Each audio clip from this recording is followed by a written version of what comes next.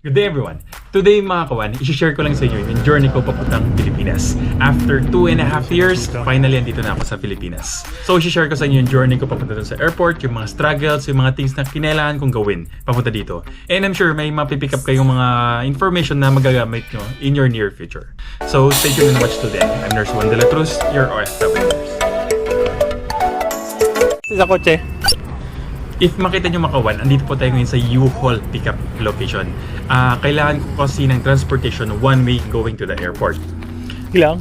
Yung airport location ko is 3 hours away from here sa place namin going to Louisville, Kentucky Airport. Turo.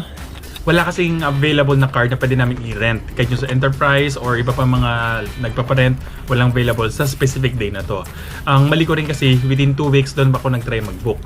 Also, kailangan ko ng malaking sasakyan going to Louisville kasi meron akong 3 malalaking balikbayan boxes. Laki.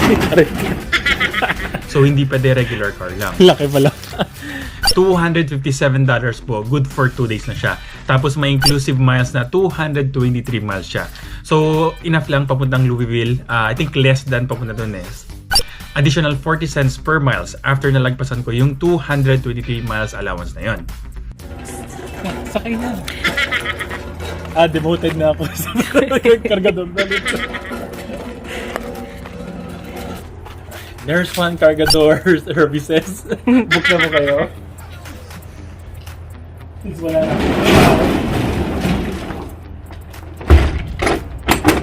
Aray.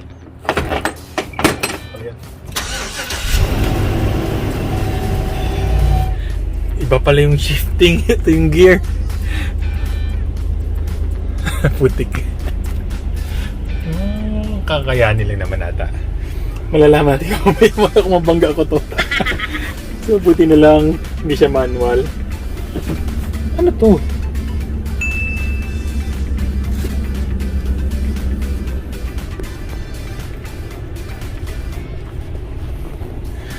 Kamot May.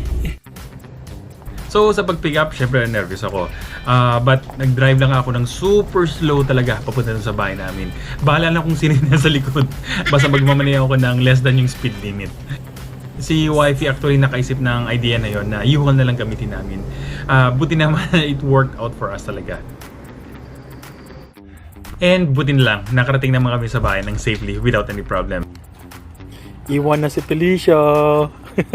And within that 5 or 10 minute drive, medyo natutunan ko paano yung manehon yung truck na yun. And so hindi naman siya ganun kahirap na i-drive talaga.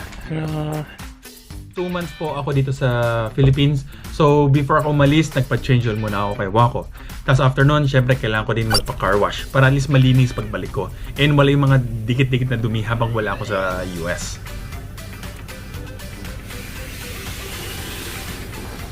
Tapos dito makikita nyo yung boxes namin na nilagay na namin sa truck. 3 yung boxes and nandito yung aso namin.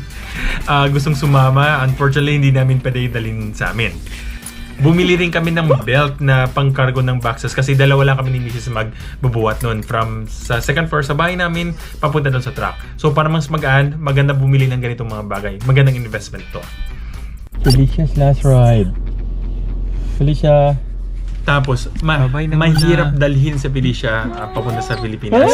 Ang daming mga things na kailangan consider and gastos. Felicia lang yan. So, ang ending po, nag-research po talaga kami ng place kung saan pwede iwanan yung dog namin. So, ang ending is nasa dog dorm siya. $10 per day. Discounted price na yun. Regular price is around $15 to $20. Depende sa place na pupunta nyo. No, right. Felicia. You can give me the bed, and then we'll come out and get everything Okay. else. Say bed's most important. Bed and blanket. Okay. And then we'll come get everything else. Alright. You guys be very safe.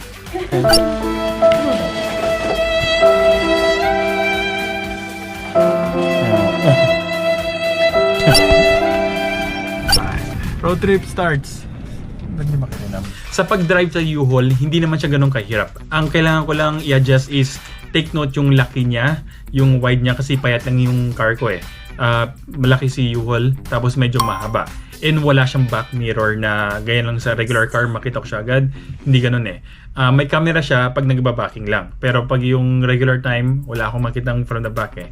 Then after which, wala siyang cruise control. So medyo nakakangala yung mag-drive. Abutin nilang 3 hours lang yung biyahe ko papunta doon.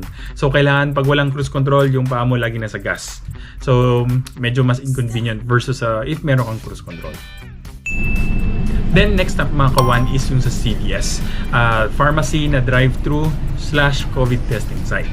Kailangan mo kasi ng negative RT-PCR test ng pang-COVID, diba? So 72 hours before your flight.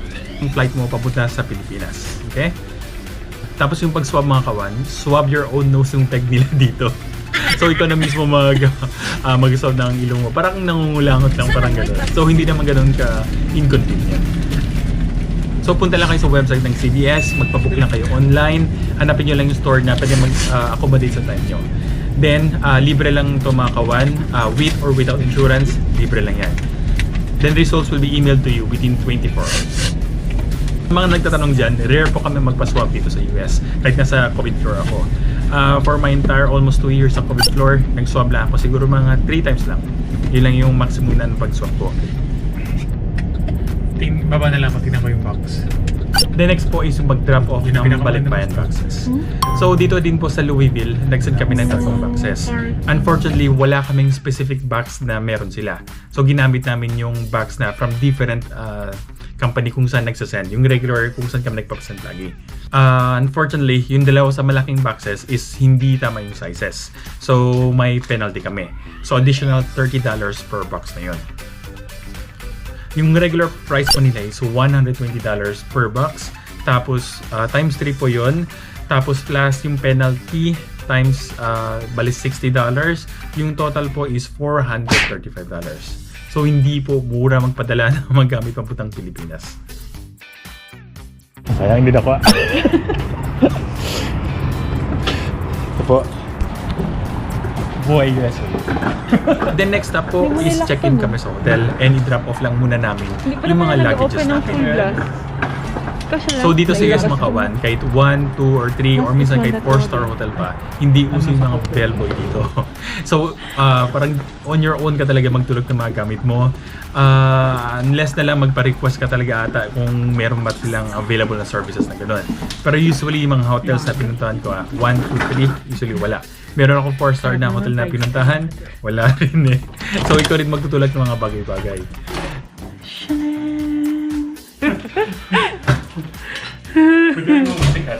Pwede ba dito na lang yan? Balik daw.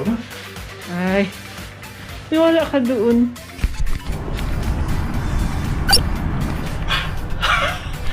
I survived! Next po, nag-drive kami papunta doon sa U-Haul ng graphic location na store na yun. Ilaw off.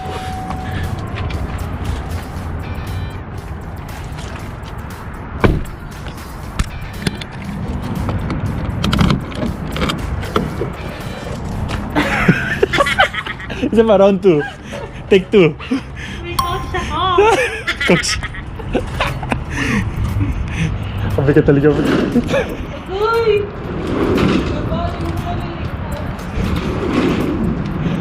Yan. Pwede kasi may, ano boss, pwede yung drop-off lang talaga. Pwede rin yung counter talaga. Counter nilagay ko.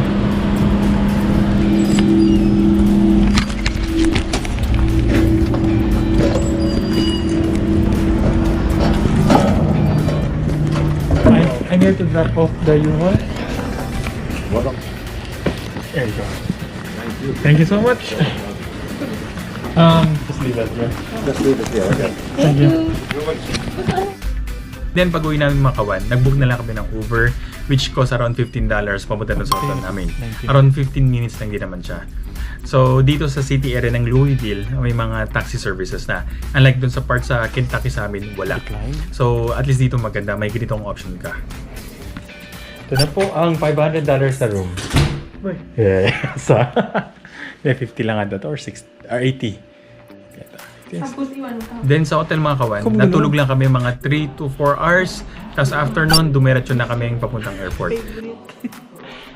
Then kinuha ko tong hotel mga kawan kasi malapit lang doon sa airport na to. Siguro mga 10 minutes lang away. Tapos may free shuttle siya. So specific ko talaga na click na choose to. And also yung hotel na to mga kawan is halos parang libre na lang siya.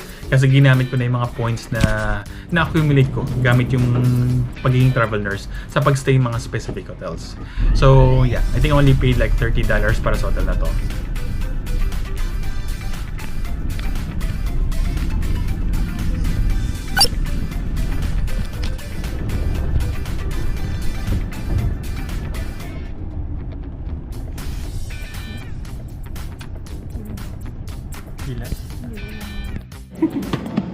And sa mga luggages namin mga kawan, per bag is nasa around 21 kilograms lang siya.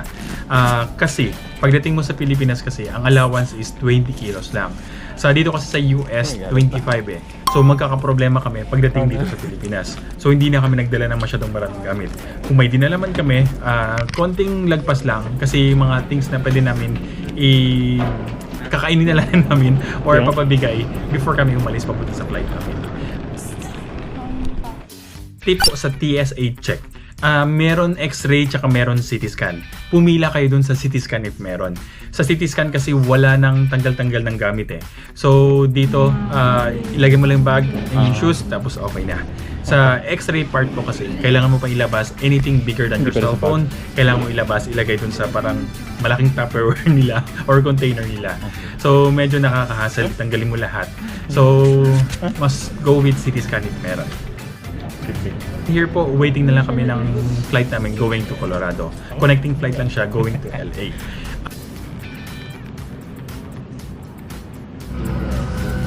Yan dito sa flight mga kawan, hindi na gumagamit mga face shield. Hindi na uso. Kahit yung sa Pilipinas na flight going to Philippines, wala na rin face shield. Then if makita nyo sa window mga kawan, halos gray lang or brown lang talaga yung area na makita mo. May parts sa Colorado kasi para siyang desert or parang yung pang hiking mga ganon.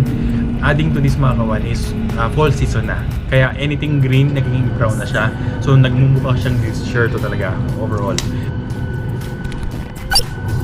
Then pagland namin sa Colorado mga kawan, lumipad lang kami sa Bay Area namin for the next flight. Yung allowance ng flight namin is around 1 hour pa before kami makapag-board sa next flight. So doon, kumain lang kami, nagtambay lang kami saglit.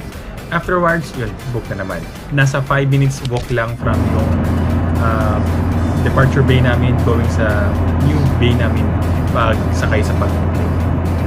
Then sa flight po, of course, natulog lang kami ng Mrs. Yun ang ginagawa ko sa flight talaga is matulog lang para ready pagdating sa LA. So pag land namin sa LA Makawan, yun, dumiretso na kami sa carousel agad. And dito Makawan is hindi libre yung mga push cart. May bayad na $7 per push cart dito. So, hindi na namin ginamit kasi nasa labas lang man yung mga taxis, services. So, parang there's no point na. Then, yung hotel na nakuha kong Makawan, actually may free shuttle siya. Kaya lang, medyo may kaunting lakad pa pumunta dun sa shuttle na yon. So, parang tinamad na kami ni Mrs. So, nag-decide na lang kami kumuha na ng Uber. Unfortunately, yung Uber na pwede lang pumasok sa airport dito sa LA is may specific lang sila mga group ng Uber. So, I think yung Uber parang black, parang ano, medyo mas malalaki siya. So, mas mahal siya. So, going sa airport namin, nasa $50 siya, one way. And yung drive is around less than 10 minutes lang. So, pero okay lang kasi convenient. Malaki yung mga trunk space niya and marami kaming gamit. Tapos, pagdating po namin doon sa hotel, ang problema is dumating kami ng 10 in the morning doon sa hotel na yun. So, kailangan namin magpa-early check-in. Dito sa kanila mga kawan is may additional $50 if gusto mo magpa-early check-in. So medyo dagdag talaga sa hotel fees. Yung hotel na nakuha ko is discounted na siya. Nasa $100 lang siya. Normally, I think $170 yung regular price niya. Nakakuha ko ng discount. Pero plus 50 ngayon, so halos parang pareho lang. And wala siyang free breakfast pa. Yung room para sa price yung mga kawan, para siyang hindi sulit eh. Mas okay pa yung hotel ko sa Quality Inn sa Kentucky, mas malaki pa yun doon eh kaysa dito. Tapos dito mga kaban, walang ref, tapos wala ring microwave. So, alam mo yun, parang hindi sulit.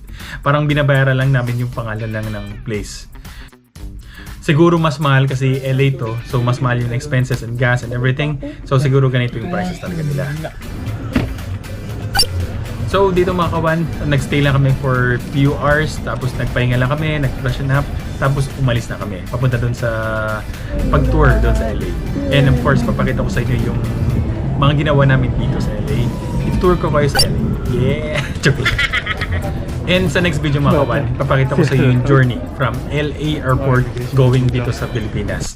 I-discuss natin yung mga things like swab test, yung mga requirements, yung mga One Health Pass, and ano yung mga hotels and transportations na pwede nyo po. Okay? Shoutout po pala kay birthday boy, Reginald Gamilde. Happy birthday! So sa mga bago dyan, please click the like button, subscribe button, and please naman share sa friends. Again po, ako po si Nurse Juan de la Cruz, your OFW nurse. Thank you for watching. God bless. Bye-bye. Stay safe.